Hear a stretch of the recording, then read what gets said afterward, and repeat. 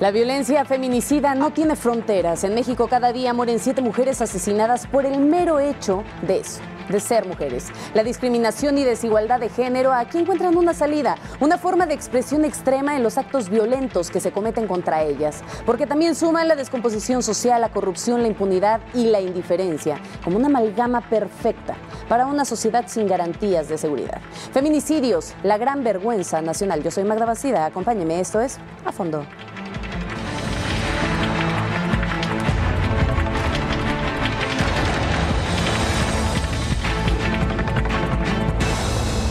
A Fondo con Magda Bastida.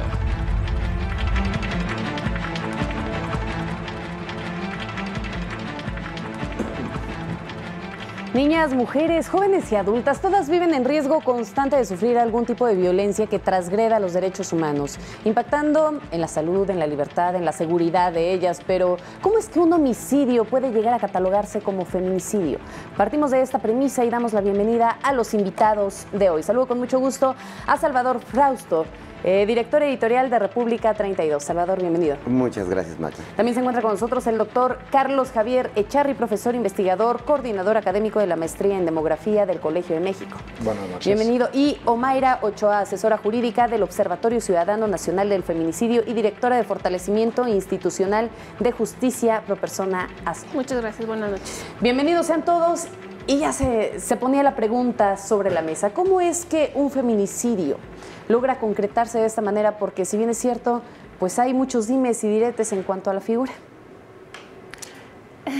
¿Quién dice yo? Adelante. Gracias. Bueno, en términos legales, en términos jurídicos, el feminicidio es un tipo penal en específico, en lo particular. Esto quiere decir que la conducta o los actos que lleven al feminicidio deben ser investigados y deben ser sancionados para que las víctimas puedan ser reparadas y puedan acceder a la justicia después de haberse visto vulneradas en sus derechos, ¿no? En este caso, el feminicidio, pues el delito de feminicidio lo que busca proteger es, o busca tutelar el derecho a la vida, el derecho a la libertad y el derecho a la integridad de las mujeres en este país, ¿no? Y digamos que en términos legales tiene particularidades, especificidades para que se pueda hablar de un feminicidio, ¿no? Para que ese asesinato de esa mujer se pueda considerar un feminicidio. Y esas particularidades o esas características, desde la teoría legal, la teoría jurídica, los llamamos como las razones de género por las que se asesina a las mujeres. ¿Qué tan grande? Déjame hacer una pausa en este sentido. Un poco antes, porque hay una cuestión, creo que hay que hacer historia. Sí. En México primero lo que tuvimos fue la Ley General de Acceso de las Mujeres a una Vida Libre de Violencia, en la cual establece tipos y modalidades de violencia y establece un concepto de violencia feminicida, cuyo expresión última es el feminicidio o el asesinato de una mujer por el hecho de ser mujer. Pero el problema es que la ley, tal como está esta ley general, no establece penas directamente. Hubo que trabajar las diputadas feministas con gran resistencia por parte de sus colegas en la Cámara de Diputados, lograron establecer este tipo penal autónomo en el Código Penal Federal y de ahí bajó a los estados, a los códigos penales estatales. El último fue el de Chihuahua. Bueno. Y seguimos un camino, déjame terminar esta idea nada más. Sí. Seguimos un camino que fue el de establecer este tipo penal de feminicidio en vez de una agravante por razones de género o motivos de odio como es en otros países. Esto hace que el homicidio de personas de la diversidad sexual no tenga un castigo particular. O sea, realmente el feminicida no es castigado. No. Los asesinatos de personas trans, que son razones de género, no tienen un castigo superior. Yo quisiera abonar un poco a lo que dice el doctor, perdón. Sí, el feminicidio como tal es una categoría que no tiene su origen en el ámbito jurídico, tiene su origen en otras áreas de la investigación, ¿no? Es una categoría académica. Es cierto lo que dice el doctor, que este concepto, esta categoría se traslada al ámbito jurídico y entonces podemos tener ahora un tipo penal específico y autónomo, como lo dice el doctor. Sin embargo, en nuestro país ya teníamos un delito particular que es el homicidio y que sí contempla el agravante de odio. De hecho, pues por eso existe el homicidio calificado. Esa es, digamos, que la categoría que se le da a ese tipo de actos que atentan contra la vida de una persona, pero que se hace con odio y con ventaja, ¿no?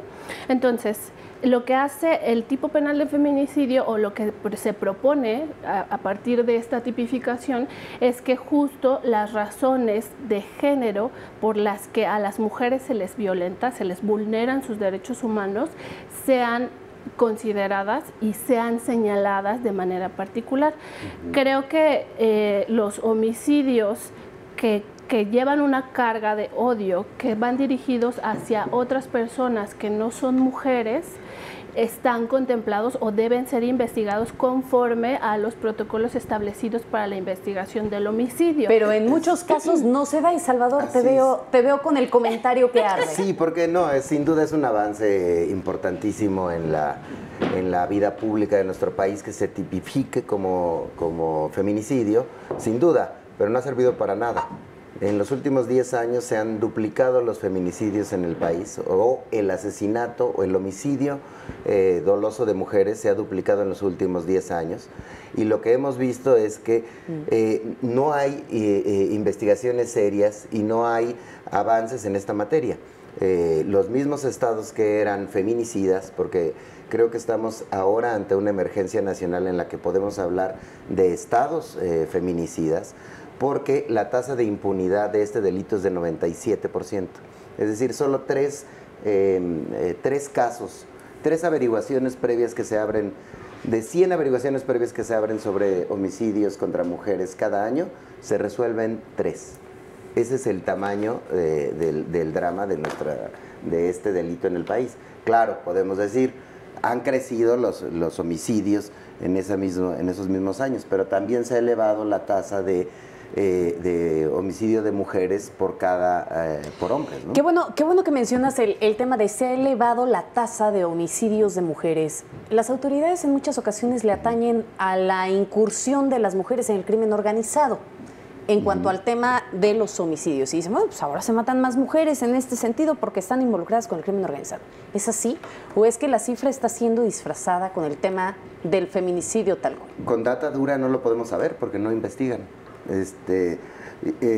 Abren averiguaciones previas. Por ejemplo, hicimos una investigación muy larga en coordinación con ONU Mujeres, con este estudio que trae el maestro La violencia feminicida en México, aproximaciones y tendencias, que es un estudio interesantísimo que hizo ONU Mujeres en conjunto con la Secretaría de Gobernación y con el Instituto Nacional de las Mujeres, en el cual vimos los datos duros, pero dijimos, vamos a ponerle rostro, nombre y apellido a la gente que es asesinada. Y fuimos a Ecatepec, que es uno de los municipios más donde esta situación es muy grave, Acapulco, a Ciudad Juárez, y lo que encontramos centralmente es que los casos no avanzan, ni siquiera los investigan, les piden dinero a las familiares de las víctimas, desde los primeros agentes que se acercan a investigar, las policías y en la cadena de investigación hasta llegar a los jueces. La cadena de la corrupción. No se mueve un dedo si no hay dinero. Yo creo que el tema de la violencia contra las mujeres, más allá de tener datos duros, que creo que son necesarios, evidentemente son pertinentes, porque si no tienes datos, pues no sabes cómo vas a atacar esa problemática ni cómo vas a atenderla. Pero yo creo que adicional a esa preocupación de no poder contar con estadísticas confiables, más allá de lo que pueda ofrecer el trabajo de la academia o de investigadoras especializadas, como el trabajo que hace el propio doctor, yo creo que más allá de eso, el problema es un tema de acceso a la justicia. ¿no? El problema es un tema de impunidad en la que se quedan los casos, 1, 20, 100, los que sean. El problema es que las víctimas, las víctimas no son protegidas, ¿no? La vida de las mujeres no es protegida por el aparato del Estado, vivimos en riesgo permanente, o sea, por solo nacer mujer vivimos en un riesgo permanente.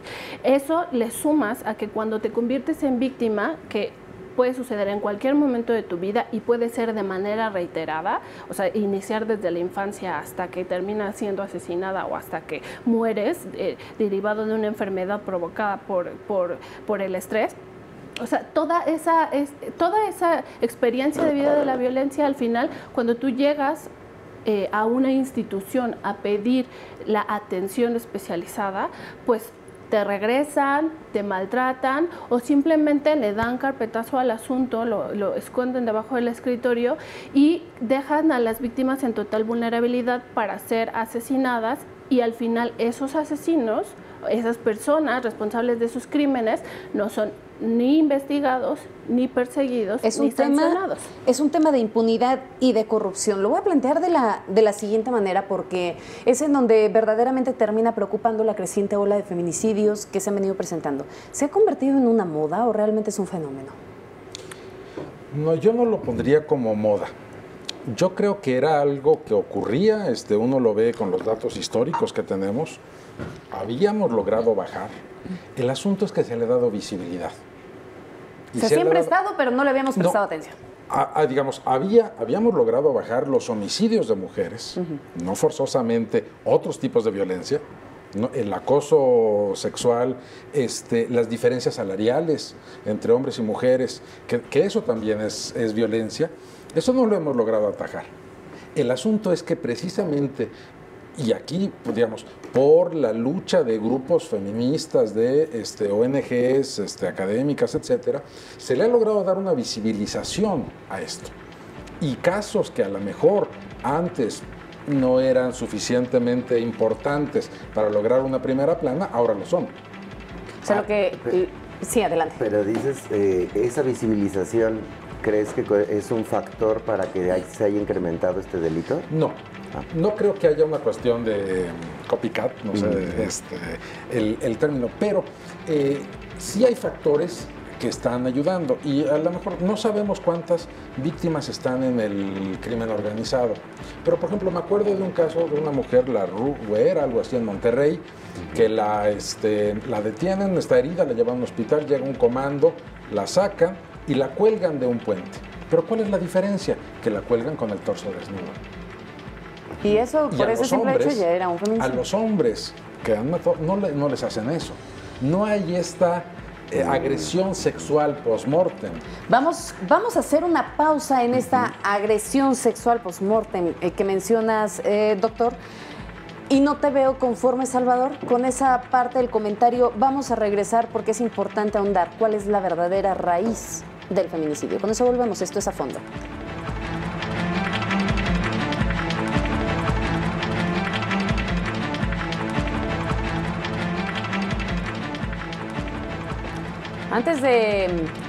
Antes de irnos a una pausa, Carlos Javier Echarri decía que el feminicidio es un fenómeno que siempre ha existido, pero la diferencia es que ahora se visibilizó la problemática.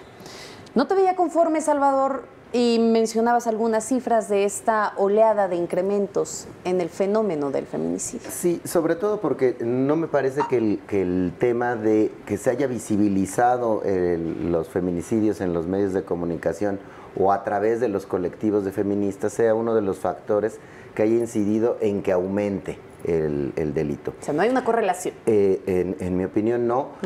Buscando estas respuestas, porque no las hemos encontrado los periodistas en los estudios académicos o en los informes oficiales, vemos que desde el 85 al 2007 sí hay una tendencia a la baja en los feminicidios.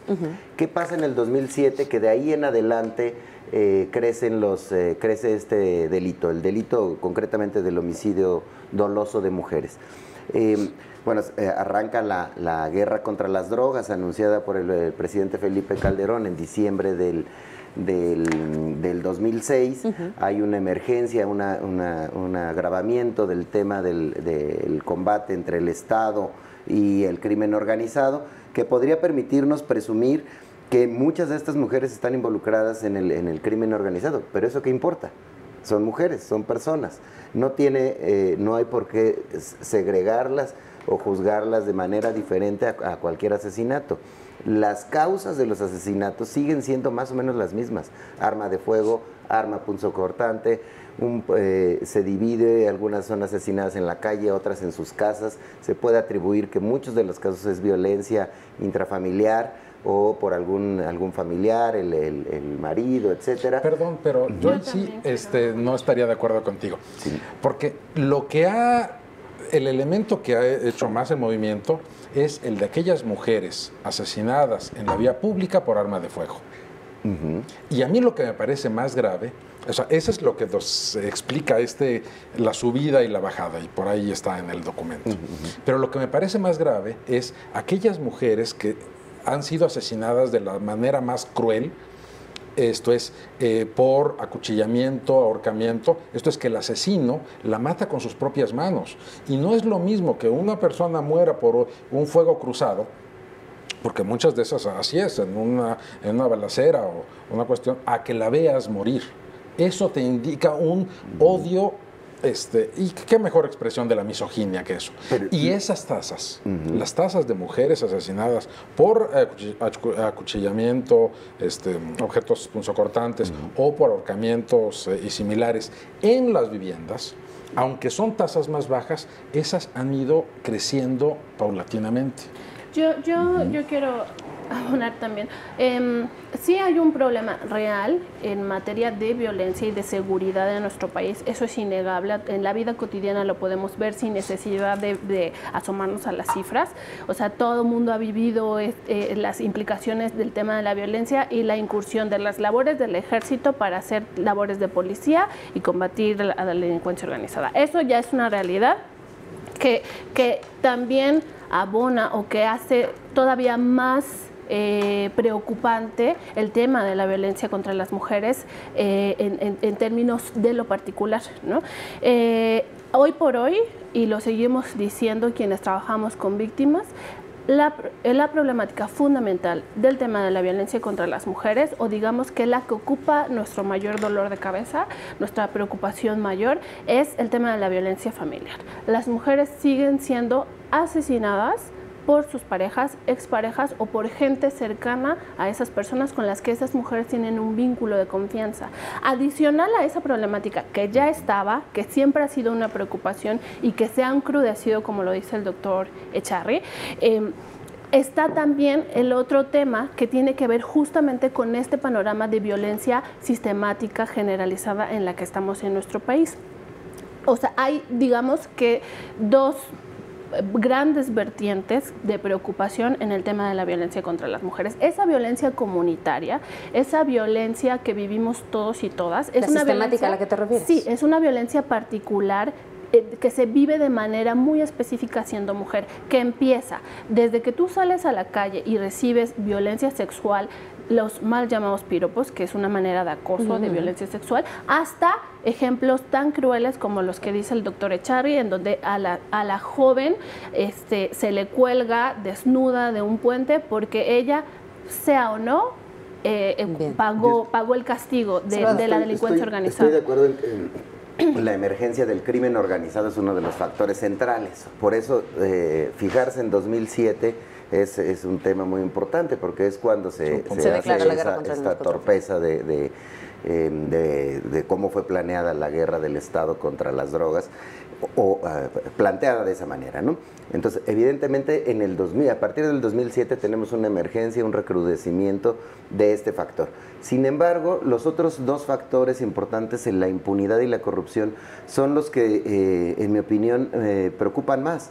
Porque no importa si las mujeres formaban parte del crimen organizado o no, a fin de cuentas no se investigan los crímenes.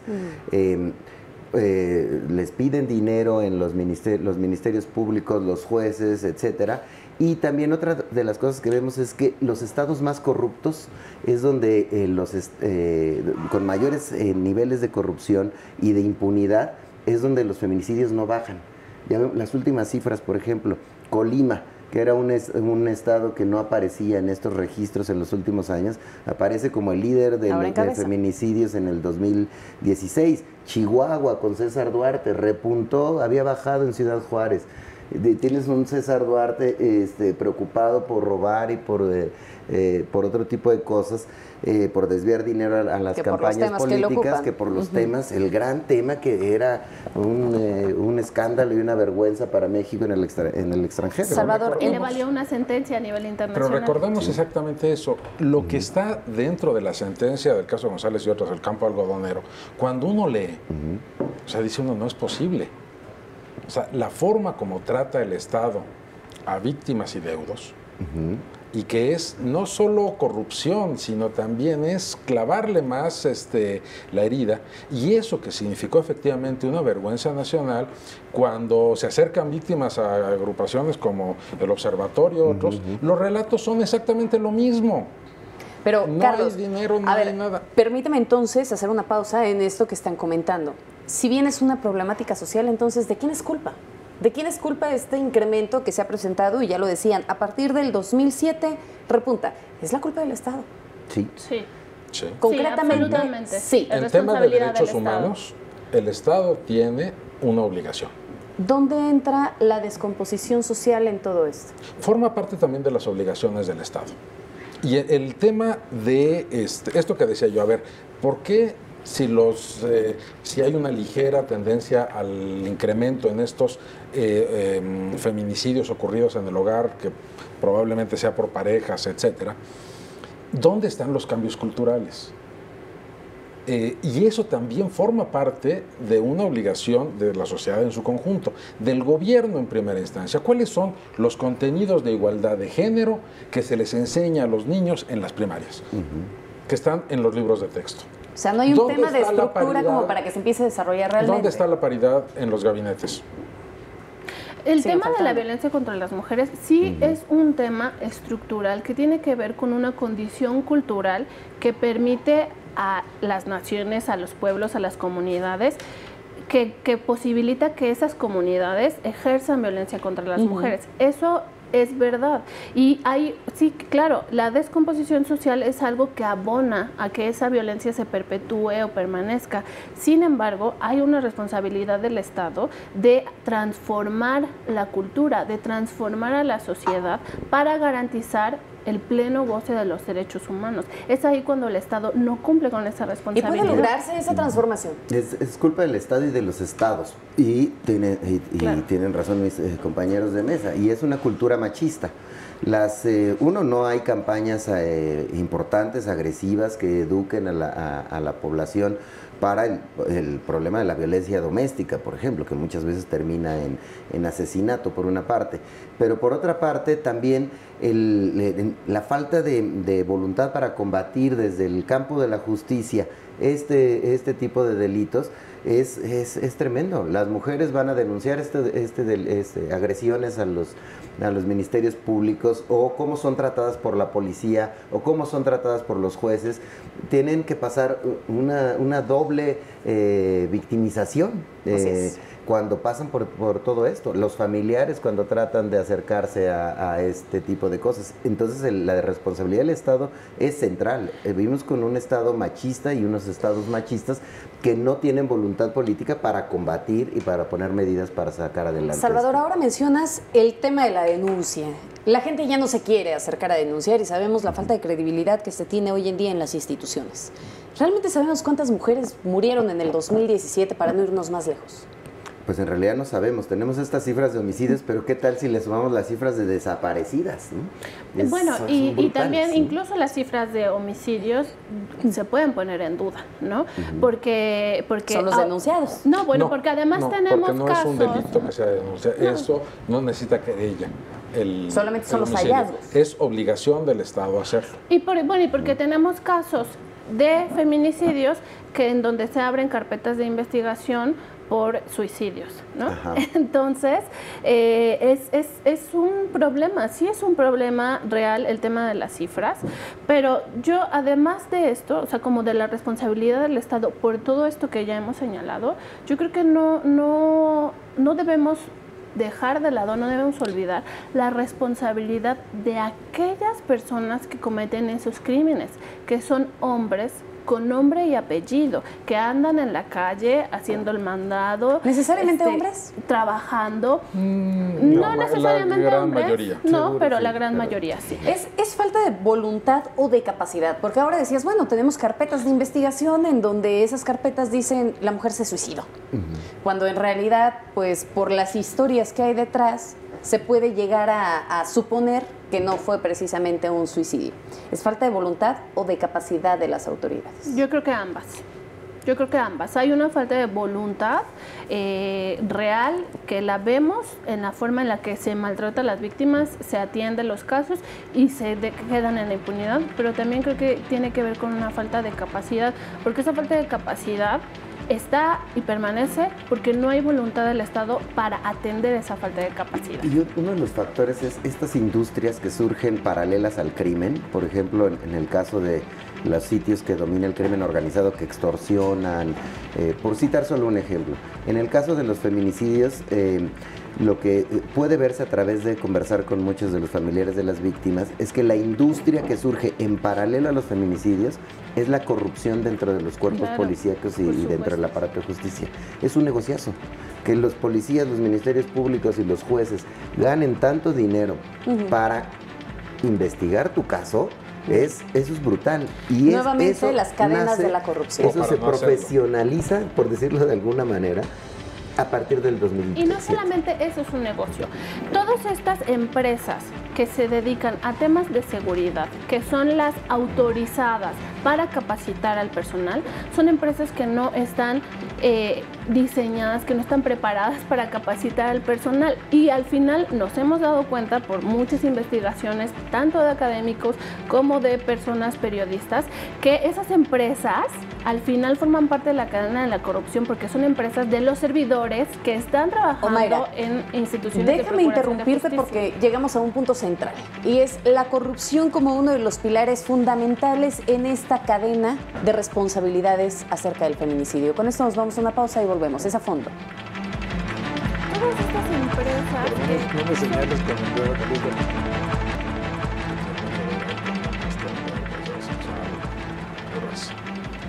Las mujeres son asesinadas con violencia y con saña. Ese es el gran problema que hoy se vive con los feminicidios, aunque si bien es cierto, el tema de la corrupción sigue abonando en la impunidad de este país. Y ahora justamente, pues mencionabas, Omaira, el tema de la corrupción de empresas que se encargan de capacitar a los policías y de pronto se encuentra que esas empresas pertenecen a algún funcionario público. El problema va más allá y hablábamos tal vez también de una falta de voluntad por parte de las autoridades. Decían, no están capacitadas, pero tampoco tienen la voluntad como para esclarecer todos estos problemas y todos estos delitos de feminicidios. En mi experiencia, tanto directa como indirecta, en grupos de trabajo de las alertas de género que se han presentado, esto de la capacitación es algo recurrente. Pero yo creo que ya tenemos que pasar. El INMujeres, Conavin, se han gastado muchísimo dinero en capacitaciones que uno no ve los resultados. Y creo que ya es momento de pedir responsabilidades. Lo de los datos, que para un deudo, para una víctima directa me puede valer gorro cuántos miles de mujeres hay, pero si no tenemos las cifras, pues ¿cómo vamos a plantear una política para dirigir mejor las acciones del Estado? Y uno lo que ve es que los estados no saben cuántas víctimas hay, no saben cuáles son los resultados de las investigaciones. Las procuradurías o fiscalías dicen, pues yo armé tantas carpetas. ¿Ocultan las cifras? Desde el momento en que no hay sistemas de información, yo diría que sí. O sea, sí hay una intención de ocultar esas cifras. No sé de la intencionalidad. Yo ahí otra vez tengo la duda de falta de capacidad, de contubernio. Esquemas estadísticos. Pero es que ni siquiera tienen idea. Yo creo que sí hay una intención de no reconocer la problemática. ¿De no reconocerla? ¿No? Sí. Bueno, y las estrategias para no reconocer una problemática hay muchas, incluida la de ocultar cifras o manipularlas, ¿no? O sea, yo sí creo que hay una intención de no reconocer la problemática. Salvador, ¿han sido manipuladas esas cifras? Igual coincido, sería irresponsable decir, me parece que sí. Lo que sí vemos son casos como estos que registran como suicidios. Es decir, hay uno de los casos que reportamos en una de las investigaciones periodísticas que hicimos con ONU Mujeres, que se publicó en este caso con Aristegui Noticias. Veíamos el caso de una chica que no deja nota suicida, hay todos los antecedentes de problemas de violencia de su pareja, etcétera, y sin embargo le piden dinero a la familia y como la familia no da, lo catalogan como suicidio y guardan el caso y no quieren investigar más. Entonces, ese tipo de casos están vinculados directamente con la corrupción. Entonces, la corrupción está alterando las cifras por el manejo de los expedientes y la falta de preparación. Yo lo que te puedo decir, desde mi experiencia atendiendo a víctimas, es que yo no sé en términos generales, desde mi perspectiva de la atención, es que sí hay una intención de manipular las cifras, por lo menos de ocultarlas, ¿no? Si no de hacer ahí cochinero, por lo menos sí de ocultarlas. Y te lo digo caso por caso, o sea, al final tú llegas atendiendo a una familia en donde su hija apareció muerta en un hotel o apareció muerta en la vía pública y al final del manejo que se le da al caso, no hay otra respuesta más que la intención es no reconocer que ese caso concreto es un feminicidio. Hablas de manejo, se habla de corrupción y se habla de impunidad. Y si bien es cierto, la impunidad no nada más engloba la corrupción, aunque tiene que ver en gran parte con eso. Hablamos también de un sistema penal acusatorio. Tenemos un sistema jurídico patriarcal que sea sumiso. Tenemos un sistema que verdaderamente sea justo y que no esté siendo bien impartido. ¿Qué pasa con nuestro sistema de justicia? Es que antes de eso, yo creo que hay que irnos más atrás. Y estas responsabilidades no son solamente de los impartidores de justicia. O sea, si de acuerdo a la sentencia del caso de Mariana Lima, que es el ejemplo, digamos, más fuerte porque llegó hasta la Suprema Corte un supuesto suicidio que en realidad fue un feminicidio y que la segunda sala le obliga a la Procuraduría del Estado de México a todos los casos de muertes violentas de mujeres, empezar la investigación como feminicidio y en tal caso descartarla, no al revés. Sí. Pero si nosotros tuvimos en 2015 12.801 defunciones femeninas por causas externas, esas 12.800, casi 13.000, se debieron de haber investigado.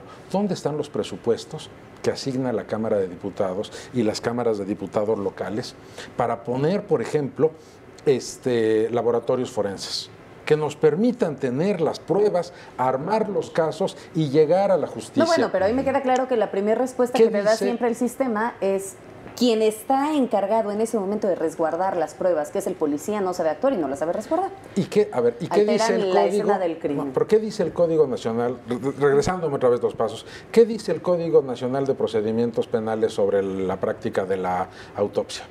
Nada. Búsquenlo, amables, ¿cómo se llama? Amable auditorio. Lo que dice es que podrá ser dispensada, pero no hay una norma en México que incluya las 8 causales que están en el Código Penal Federal, de tal manera que en todas las muertes de mujeres, el ejemplo clásico, ¿no?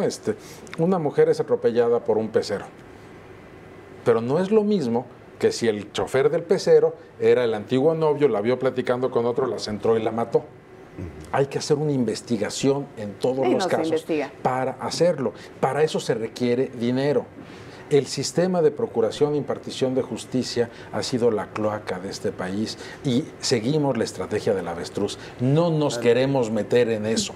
A los gobiernos no les importa. Y yo creo que este tema, llevamos años hablando de feminicidios y se ha visibilizado cada vez más, pero no vemos un avance en la responsabilidad del Estado o de los estados frente a este tema, o de los gobernadores, o de las autoridades en distintas partes. Ha funcionado la alerta de género porque para eso se trató de hacer, ¿no? Pero funciona porque se pone la alerta de género, pero no funciona. En realidad no hay resultados palpables de que funcionen eficientemente. Lo que creo es que mientras no se vincule a los políticos responsables de estos delitos, es decir, los estados, hablemos de los estados como estados feminicidas o gobernadores que no tienen ningún interés por resolver los feminicidios.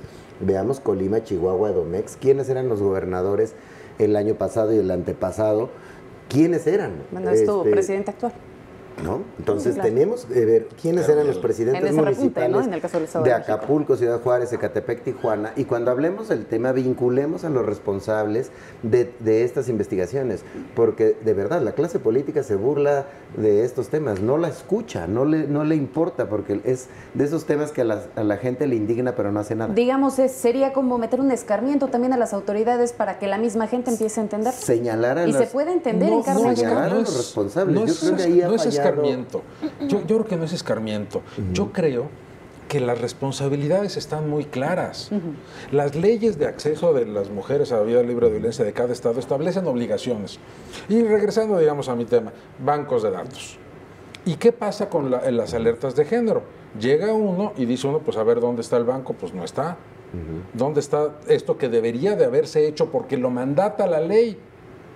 Y entonces lo que hacen las alertas, los grupos de trabajo, es decir, tienes que hacer 1, 2, 3, pero no es nada extraordinario, es cumplir con la ley.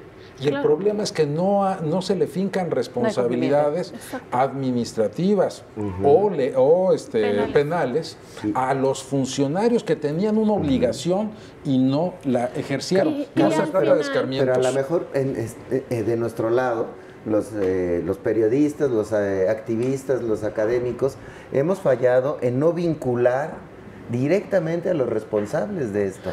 Hablamos. Yo creo que no, porque lo hemos hecho. De hecho, lo hemos señalado. Parte de nuestra cancha, bueno, ¿no? por lo menos desde las organizaciones que acompañamos víctimas, hemos fincado responsabilidades a todos aquellos servidores que han manipulado investigaciones, que han escondido o perdido evidencias, que han manipulado toda la cadena de custodia. Lo hemos hecho. Al final creo que el tema regresa al punto del que partimos, la corrupción y la impunidad. ¿Qué hay de la generación de la violencia? O sea, sí estamos hablando de un problema de feminicidios, pero también estamos hablando que la gente se ha acostumbrado a la violencia. ¿A quién le corresponde esa responsabilidad? Al Estado también, porque el Estado tampoco ha puesto en marcha no solamente temas de administración y procuración de justicia, no ha puesto en marcha la política pública realmente eficaz, o si la ha puesto no la como ciudadanos no tenemos ninguna responsabilidad. No, claro que sí. Las personas responsables de esos crímenes tienen nombre y apellido y las personas que fomentamos la violencia, al final todos y todas lo hacemos, porque formamos parte de este sistema que es un sistema machista, es un sistema misógino, pero la responsabilidad de que eso se transforme regresa al Estado, porque el Estado tiene la responsabilidad, la obligación de procurar, de proteger la vida y los derechos humanos de las personas, incluidas Entonces, las en el mujeres. sistema de la impunidad todos somos responsables. Yo creo que todos tenemos una parte de responsabilidad. Pero la responsabilidad mayor es la del Estado. Pero no es, son dimensiones distintas. Claro. Son dimensiones distintas. A los fiscales, a los procuradores, les están pagando un muy buen sueldo y tienen responsabilidades. Pero a veces también le paga el ciudadano para que enjuicie a otro. Bueno, pero entonces a ese ciudadano... O para que salga un fallo a favor. Ahora, esa es la otra parte. Sí, pero esa corrupción tendría que, perseguirse también. No volviéndose una cacería de brujas, porque luego se vuelve... El ciudadano o la ciudadana que ofrece un acto de corrupción es responsable, porque es un delito. Probable delincuente. Pero el funcionario o funcionaria que lo acepta es responsable, porque su cargo, que está pagado por los ciudadanos y las ciudadanas, amerita una serie de conductas que no contempla la corrupción, ¿no? Que es sancionada. Entonces, al final, todos formamos parte de la cadena. Vamos a hacer una pausa. Un tema sumamente importante, la omisión de los agentes del Estado, que forma parte del concepto de violencia feminicida. No la corrupción de me das dinero o la familia me dice para que lo pongas como suicidio, sino simplemente no hago. No pasa nada. La inactividad. Corrupción y colusión. Y la falta de participación también. Pues vamos a regresar con ese tema, pero sobre todo regresaremos ya con nuestro bloque de conclusiones. Feminicidios, la gran vergüenza nacional. Hablábamos de la corrupción, la forma en la que en este macrosistema todos tenemos cierto grado de responsabilidad, pero también hablábamos de la omisión, de la falta de sensibilidad por parte de las autoridades cuando se habla de un tema de feminicidio, del hecho de que no se investiguen, de que se queden ahí solamente como un caso más y en muchas ocasiones ni siquiera se retome como si fuera un caso. Hablamos en general de esto y enseguida pasaremos al bloque de conclusiones. Nos quedamos contigo, Carlos, y estabas pendiente de un comentario, Salvador. Sí.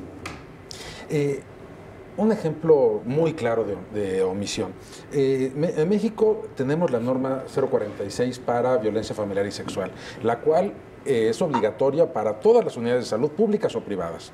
Y ahí lo que dice es que hay que detectar casos de violencia y reportarlos.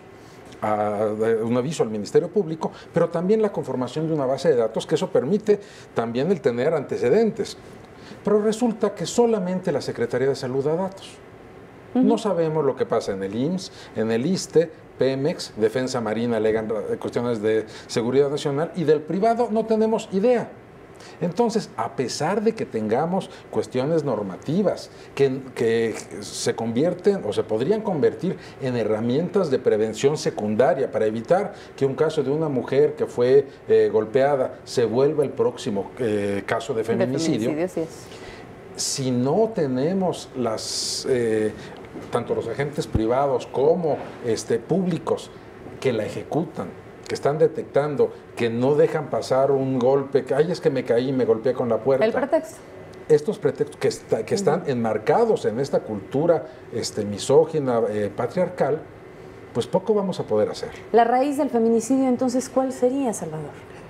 Bueno, pues está en la cultura machista, sin duda, que está en la sociedad, pero coincido con mis compañeros de mesa, la responsabilidad central está en el Estado y en los gobiernos locales que no investigan y que no asumen su responsabilidad para generar campañas para cambiar la mentalidad, por una parte, y por otra parte que no asumen su responsabilidad para investigar.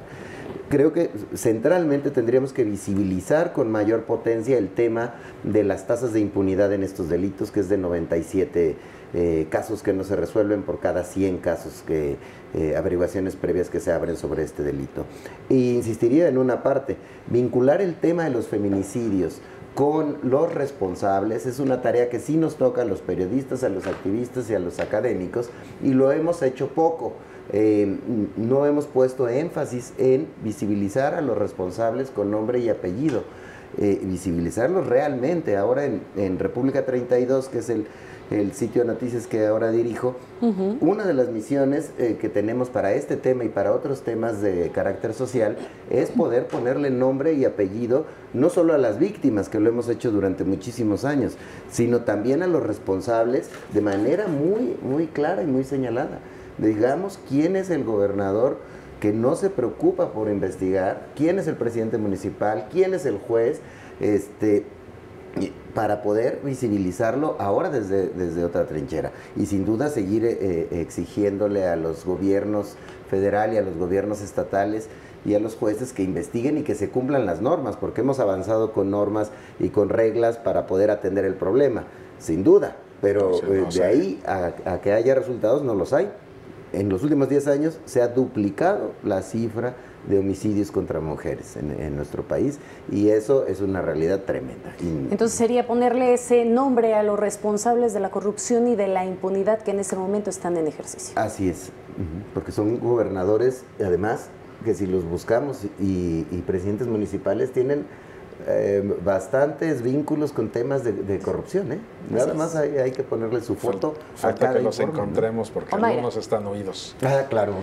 Yo creo que el tema del feminicidio tiene una raíz muy, muy profunda, que tiene que ver con la cultura, por supuesto, y que esa cultura también, además de ser una cultura machista, también es una cultura que permite, que no sanciona el tema de la impunidad, el tema de la corrupción, y que al final eso trae como consecuencia que las víctimas queden en total desamparo, que las víctimas sean doblemente víctimas, que no se garanticen sus derechos, que las mujeres vivamos en riesgo tan solo de caminar por la calle, y al final, insisto, se regresa la responsabilidad al Estado, ¿no? Un Estado que ha demostrado ser omiso, ser indolente ante la problemática, que ha demostrado ser incapaz de atenderla de fondo y que lo que ha hecho para atenderla no ha sido ni evaluado ni ha sido lo suficientemente eficaz para poder decir en México se garantizan los derechos humanos de las mujeres, ¿no?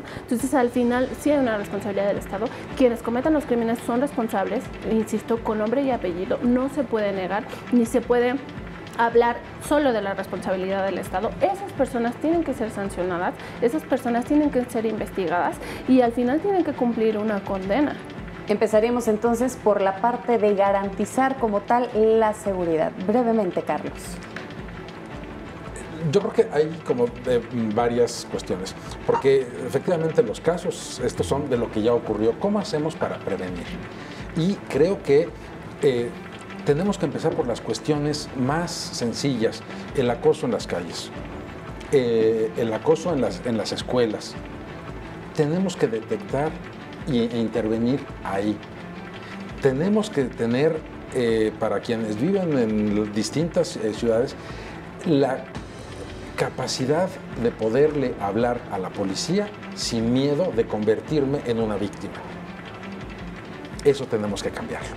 Entonces, tú dirías la confianza en las instituciones de seguridad, de procuración y de impartición de justicia, ese es una asignatura pendiente de la máxima prioridad. Podríamos decir entonces que debe de prevenirse, detectarse y también intervenir en un crimen de odio como lo es el feminicidio, porque además esto se incrementa debido a esa autoridad carente de voluntad, a esa autoridad incapaz de atender un fenómeno que lacera a la nación en un macrosistema en el que, si bien es cierto, implica corrupción en la que todos contribuimos. Lo importante aquí es que no es suficiente con ponerle nombre y apellido a las víctimas. También es necesario nombrar a cada uno de los responsables en la impunidad y en la corrupción. Muchísimas gracias por su participación y gracias a usted, como siempre, por el favor de su presencia. Yo soy Magda Bastida, esto fue A Fondo.